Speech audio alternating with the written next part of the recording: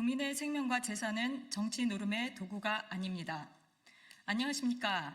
아이를 키우며 살아가는 부모이자 대한민국의 한 국민으로 제가 용기 내어 이 자리에 나선 이유는 우리 아이들이 대한민국에서 더 나은 미래를 펼칠 수 있기를 바라는 제 소망과 대한민국의 안보 공백에 관한 우려를 전달하기 위함입니다.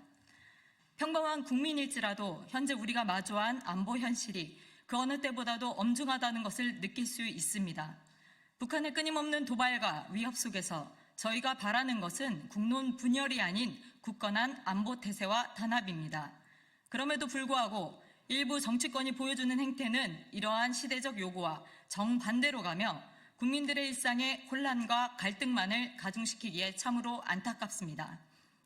더욱 개탄스러운 점은 북한의 도발적 언사가 있을 때마다 오히려 분열이 심화된다는 사실입니다. 김여정의 대북전단에 대해 대가를 치를 것이라는 발언 직후 민주당 김민석 수석 최고위원은 대북전단을 방치한 정권과 국방장관에 대한 탄핵을 검토하겠다고 하였습니다. 이번 사태는 과거 김여정의 발언 직후 대북전단 금지법을 서둘러 추진했던 문재인 정부의 전례를 연상케 합니다. 이런 사례는 마치 북한의 의중에 따라 우리의 정책이 좌우되는 듯한 인상을 주어 국민적 자존감을 크게 훼손하였습니다. 저는 이러한 이중적 태도들이 대한민국 정치권에서 벌어지는 것이 이해가 되지 않습니다.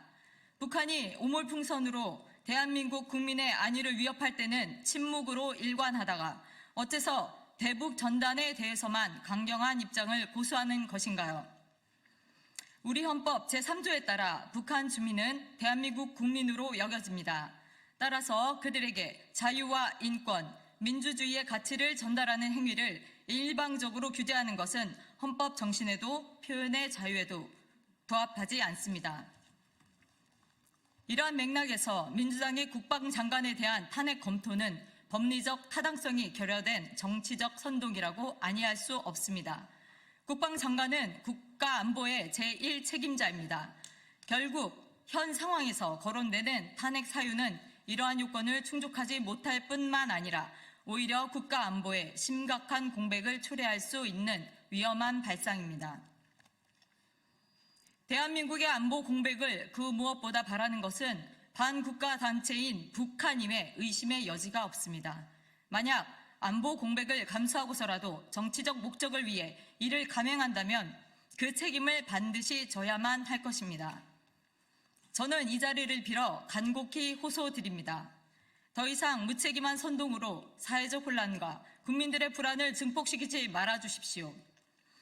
얼마 전 계엄령 시행설로 인해 저와 제 가족뿐만 아니라 이웃 주민들까지 불안과 혼란을 겪었습니다.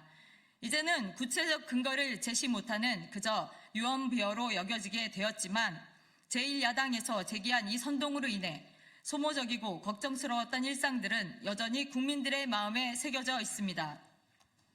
부디 국민의 안전과 생명을 정쟁의 도구로 활용하는 행태를 중단해 주십시오. 이러한 정치적 공방으로 인한 피해는 고스란히 우리 아이들과 일반 국민들의 몫이 되고 있습니다. 어떠한 정치적 목적도 국민의 안위보다 우선될 수는 없습니다. 또한 북한의 위협에 대응하는 우리의 자세는 보다 일관되고 단호해야 할 것입니다. 대한민국의 분열을 조장하는 것이 아닌 국민의 안전과 국가의 존엄을 수호하는 데 초점을 맞추어야 할 것입니다. 정치권이 국민의 공포를 발판 삼아 혼란을 가중시키지 않길 간곡히 부탁드립니다.